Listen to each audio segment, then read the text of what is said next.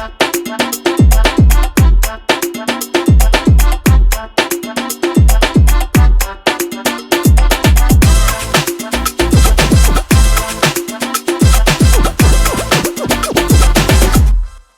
hey guys, welcome back to another episode of the 730 podcast.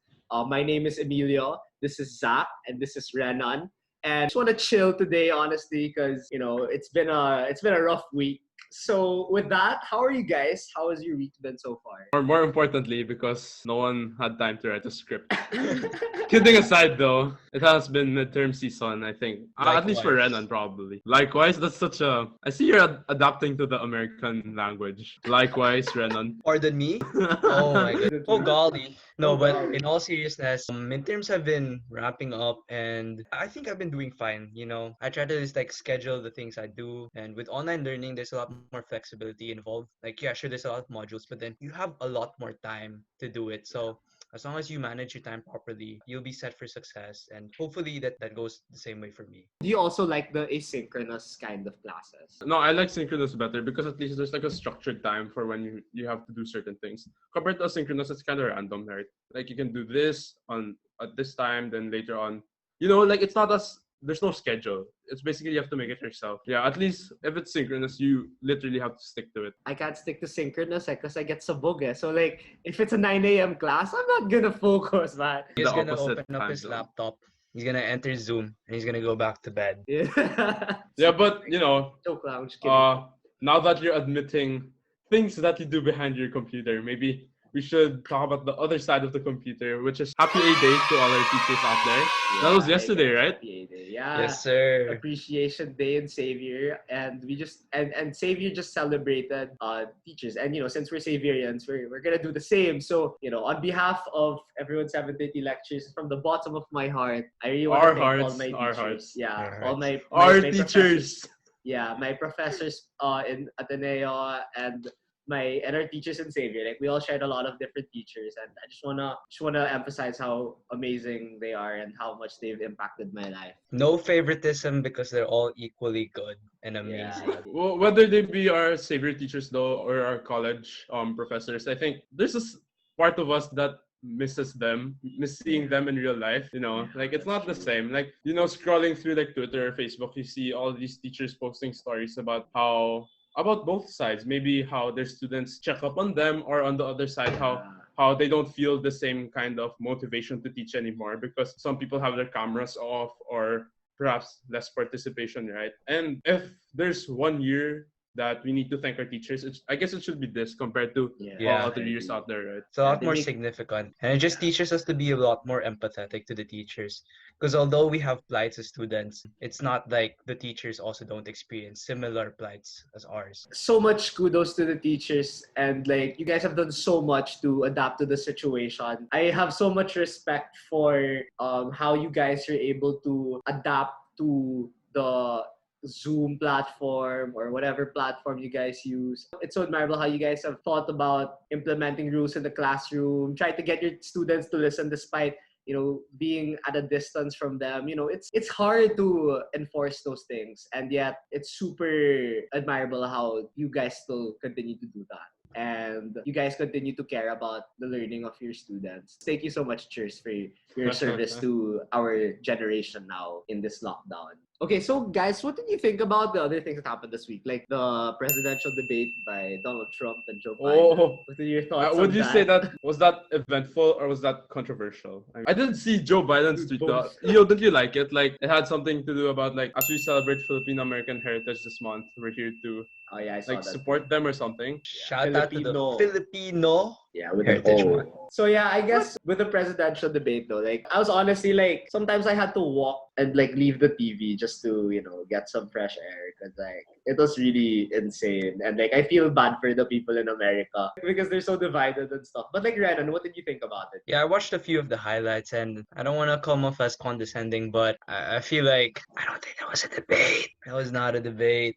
Those were two old white men just fighting each other.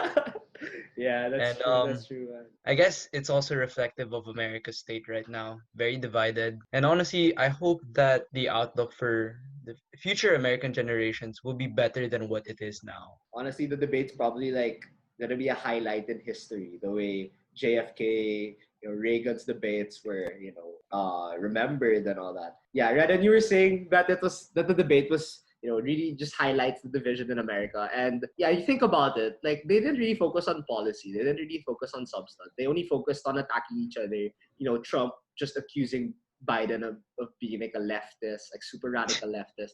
Biden, just making fun of Trump. I mean, it was funny, but not to be too political. Like I feel like the state of the Democrats and the Republican conflict now, it's not the same as how it was in the time of McCain and Obama, or Romney and Obama, when they were just talking about, they were just fighting over policy. Like I remember watched a video of like an old debate, like just to relinquish some good times in the world. It was just Obama and Romney talking about their tax policy, like small businesses getting taxed, just correcting each other. But then now, dude, like it's all ad hominem attacks. They're all just attacking each other, and That's true. that's what you get. That's what you get when you have a political climate that's so divided, that's so toxic, that's run by a super liberated social media that does not regulate the information that's spread Right. out there. Social media like runs the world today. But I mean, if you probably like zoom out to see it from a bigger picture, right? Would it be possible that it also reflects the current state of the world today? Perhaps how it's very divided on various topics, whether it be social, political, or even things very timely that have to deal with the COVID situation, or even things like us, like remote learning. Like, did you see that like news? I think it was by Inquirer, like where other people preserve the environment within remote learning. Other people try to like disrupt it using like Zoom bombing or something like that. I Yeah, forgot what it's Yeah, called, that's right? just wild. Anyway, guys, did you watch The Social Dilemma on Netflix? You guys That watch first line was pretty captivating though. How the makers of these technologies or something like that. The makers of these technologies are the ones who are actually calling it out now. Yeah, that's true. I don't want to spoil, but like we were talking about social media earlier and how it really affects our world, our politics, and everything. And when you watch the movie, you're really gonna see how the algorithms are used to garner likes, to get clickbait, and by extension, stir up emotion. And that's what we saw in the debate. Too much extremism on their side, and no room for talking about issues, no room for discourse, no room for compromise. And it's kind of heartbreaking, honestly. And I mean, you can even apply to the Philippines. The Philippines is experiencing a lot of polarization. And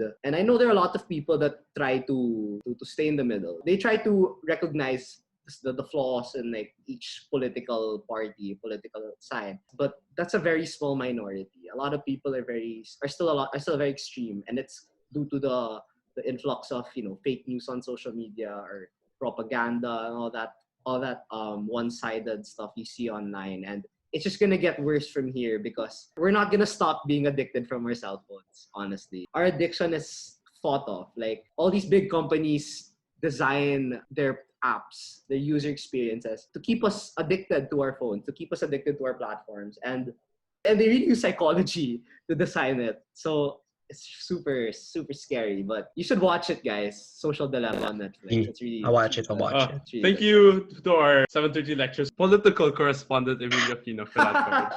But hold up. I thought in the start of this episode we said we were gonna keep it light and chill, but it turned pretty deep. So before it turns any deeper, I think we could close this episode because we do have a lot in store for you this coming months, especially Yeah, after guys. hiatus, and we're really excited. So do stay tuned, and once again, thanks for watching. Peace. Peace, guys.